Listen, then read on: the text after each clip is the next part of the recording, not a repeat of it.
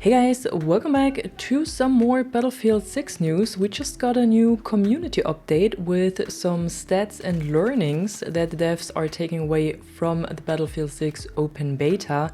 And these actually promise some bigger and smaller changes that are made to the game before it is fully released on October 10. And they split this up into weapons, movement, maps, modes, and playlist options, and we're gonna go over everything and what they're actually planning to change. So for the weapons, they say that they're making targeted adjustments to deliver a more consistent and rewarding gunplay experience, which includes a general pass on recoil and tap-fire characteristics across all weapons. They're also making changes to encourage more controlled tap firing and burst firing to reward precision and weapon mastery. And I think there was definitely something that was missing in the open beta, because you could just hold the trigger and auto fire even on distance and you would hit your opponent with precision. And I always felt like tap firing hadn't really had a major benefit. So it's definitely good to see that they're working on this. In addition to this, the M87A1 shotgun, so the one that was so annoying in the beta, now requires more pellets to get a kill. I hope that this kind of fixes this shotgun and the problems we had with it.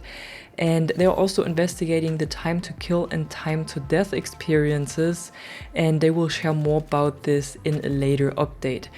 And I think that this was probably the biggest problem that the beta had, this time to kill, time to death difference, because sometimes it felt like you've been shooting at someone forever and that the time to kill was really long, but then again, when the enemy was shooting back, not all the time, but sometimes you died within one frame. And I know that this is a problem that almost all Battlefield games had in their early days, so it would have been a surprise if Battlefield 6 would have been different when it comes to this, but still it's something they have to change and they have to investigate what the problem is. And I actually hope they can fix it before release. Then we have the movement, and here they say that the movement mechanics have been adjusted to create a more balanced and traditional Battlefield experience. So momentum, especially horizontal speed carried from a slide into a jump, has been reduced. So when you're sliding, then jumping out of the slide, you won't have the same speed and the same movement anymore. And there is a penalty for consecutive jumps now, which lowers jump height when jumps are spammed. So if you're jumping several times in a row, your jumps are getting less high with every jump. And in addition to this, firing while jumping or sliding will result in increased inaccuracy. And this is made so that jumping or sliding is not actually used as a mechanic in a gunfight, but more as a movement mechanic to get behind cover and to move across the map, but not to abuse it during gunfights. And I think this is actually great news, especially for the jumping, because in the beta there was still a few people at least who were jumping around a lot and trying to, I think they just tested kind of the boundaries of the movement. So it's good that this was seen and that this has been changed now.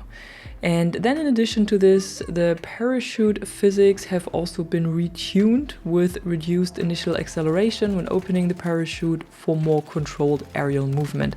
I haven't used the parachute in the beta, so I can't tell if it was terrible or not.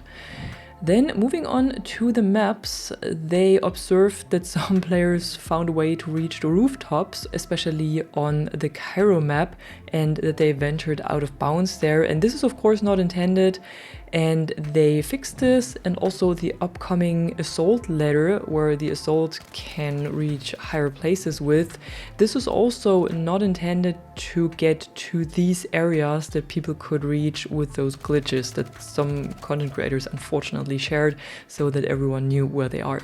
And then they also got very strong feedback from players that wanted to see larger maps for Battlefield. because the open beta maps were all pretty small and more fast-paced, but they're also assuring us that there will be large-scale maps coming as launch package. And as a part of the upcoming Battlefield Labs tests, we will also see 2 new multiplayer maps, one set in Mirage Valley and the other one is the remake of Operation Firestorm. We've seen this in the trailers already, so I think it will be very exciting to play this. And these 2 maps will also include the full arsenal of vehicles that we've also seen on Liberation Peak, which was the mountain map during the beta.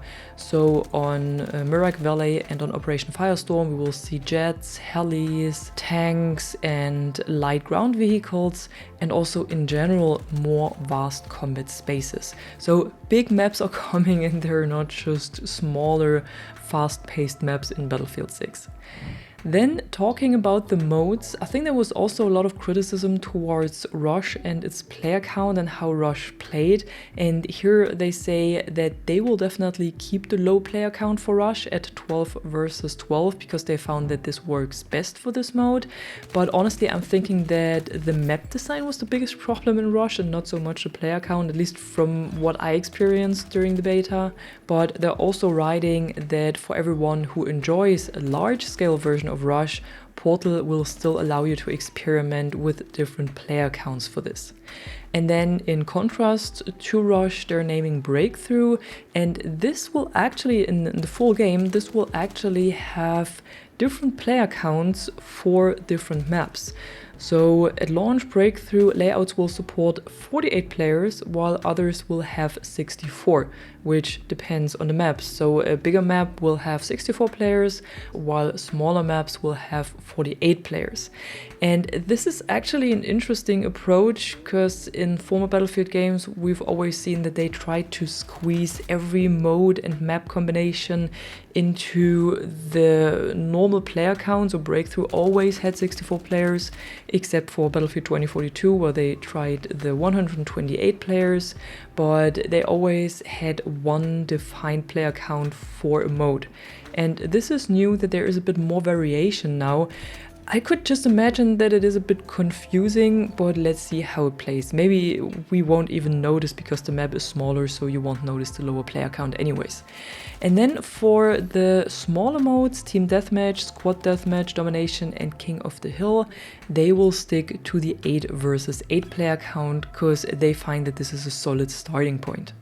And then lastly, they're also talking about the playlist options, and here again they say that open and closed weapons playlists will continue to be options in Battlefield 6, and that they're also looking for ways to keep them easily accessible. Because I found that this was also one of the problems in the beta, that the closed weapons playlist sometimes was at the end of this playlist overview, which seemed like they wanted to hide it.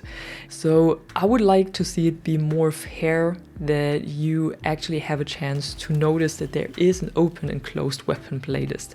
But in case you were wondering if these playlists were just for testing or if they will also come to the full game, open and closed weapons playlists will also come to the full game, and you have the choice which one you want to play. They will also have a look into the matchmaking in general, because they also recognize that some players experience difficulties finding games to complete this challenge of capturing sectors in Breakthrough or Rush. So they're also acknowledging that this was not ideal and that they're using the feedback from the beta and the in-game data they got to improve the matchmaking system. And also this, I think it was called custom playlist or custom matchmaking or something, where you could pick your mode and map combination that you wanted to play. They're also trying to improve this, so you will be able to find the matches that you want at any time. Unfortunately, they're not writing anything about a server browser, so I think that we can write this off. So I don't think we will ever see a server browser again in a Battlefield game, except for the one in Portal. And then alongside this community update, we also got this picture right here with a few stats to the Battlefield 6 beta. So first of all, this was the beta with the most players ever in Battlefield history, which is great, because I think this is actually a good game. It just needs some more tweaking. It still has some rough edges here and there, but overall, for me as well, it was nice to see people having fun playing a Battlefield game again. And then we have the number of matches played and so on. And what I thought was more interesting is the deployment rate per class. And here we clearly see that most people played the Assault, then there is the Support class, then the Engineer, and then lastly there's the Recon. And I'm a bit afraid, to be honest, that taking away the spawn beacon or the insertion beacon from the Recon will drop this number even more, because Recon already doesn't feel like the most useful class, and then it's even more useless. So I think that this deployment or these deployment rates right here also reflect the balance between the classes, and that Assault is just the strongest class right now, followed by the Support class, who can heal and resupply itself. And then Engineer and Recon are the ones that are least played. So I think they should look into this as well and do something about the class balance. But yeah, that was it for today. Tell me what you think about this in the comments below. And if you enjoyed the video, don't forget to drop a like and subscribe. And I'm gonna see you in the next one. I'm the Catwoman, and you are awesome.